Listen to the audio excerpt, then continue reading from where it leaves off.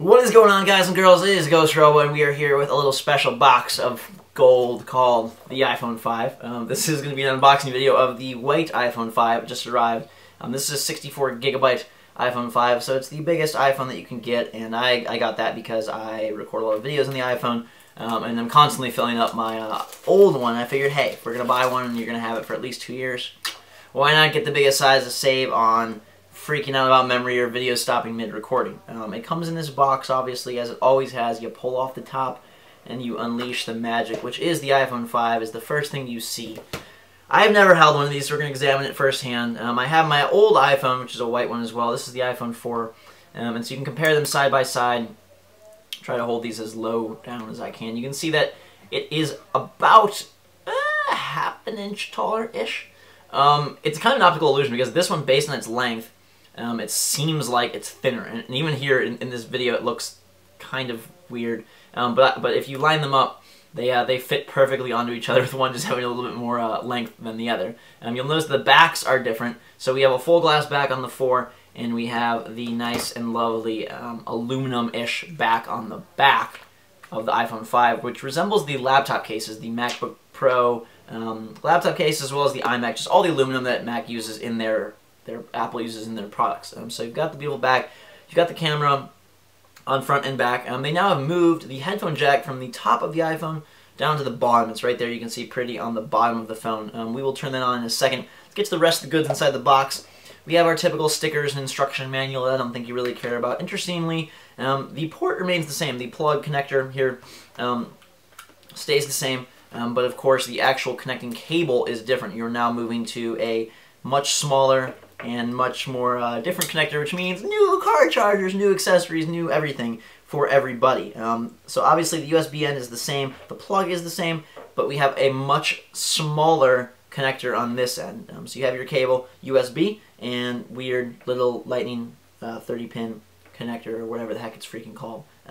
Don't quote me on that. It plugs into the bottom in the center of the phone, just like before, but it can go either way. So you can go this way, or I can reverse it. Oh, we're getting some action on the screen, and put it in that way.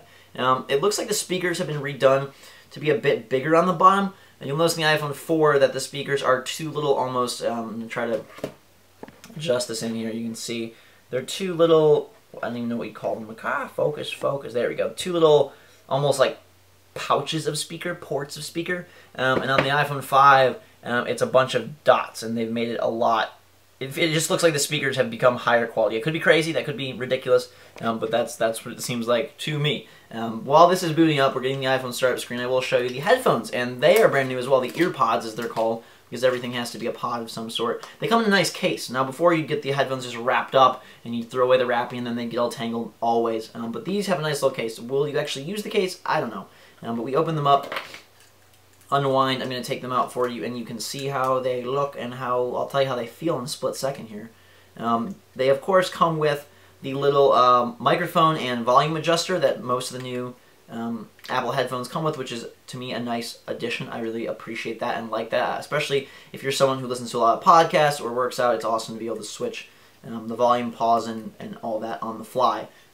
So we have the Earpods, which are inner ear headphones, but they don't require a suction, which is a little strange. So I'm going to put them in for the first time and see how they feel. Ooh, they fit very nicely. I have very picky ear taste. When I get headphones, I'm very particular about, and I actually like the old Apple headphones, so I was curious about how these would fit. But they actually feel pretty darn good. They're not invasive. They don't give you that suction feel. If you don't like inner ear headphones, you'll probably not like them for the suction feel that they put on your eardrums, and that does not happen here. They're a little bit hard because there's no padding, there's no rubber on the end. It's just this plastic casing. It'll be interesting to see how they feel after a long use, or during you know, mowing the lawn or working out or whatever you do.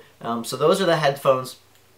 And turn on the phone here itself quickly. It is LTE, so it should be way faster data network. Mine is through Verizon, so it should be ultimately the best. I'm just going to set it up here to show you the screen, because now it has 5 rows. There's 5 rows of you know, icons on the home screen. And many people think that, oh, this iPhone is just a bigger, you know, dumber, just a stupid upgrade, a wasteless sense of money. I've been seeing so many things on Twitter and all over about, like, a senseless upgrade, a pointless upgrade, blah, blah, blah, blah, it's not good. Putting my Wi-Fi passwordio here.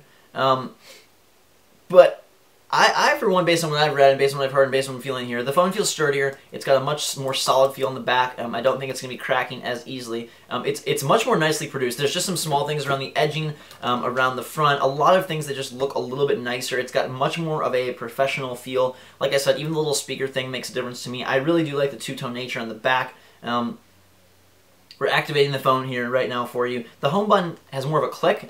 This is my old one. No click. This one. Voiceover on. Wow, getting the voiceover on. It does have a click. They did that because a lot of people's home buttons would get stuck. My brother had the same problem happening to him. He can't use his home button. He has to use the assistive touch because his home button is completely screwed up. Okay, so bam, we have the phone set up. You can see there are 5 rows of apps plus your dock row, which makes 6 rows of things. This is when the phone is brand new. I did not restore it from any backup. It starts with all the technical stuff. The only new things are the Maps app, which is kind of a new thing. It's got the 3D map fly overview things, whatever they're called. I can show you if I type in, like, let's see. If I type in Empire State Building, you can see that we can go to a 3D view, and it kind of gives you this very strange flyover effect. Try to focus in here on the actual maps. There we go.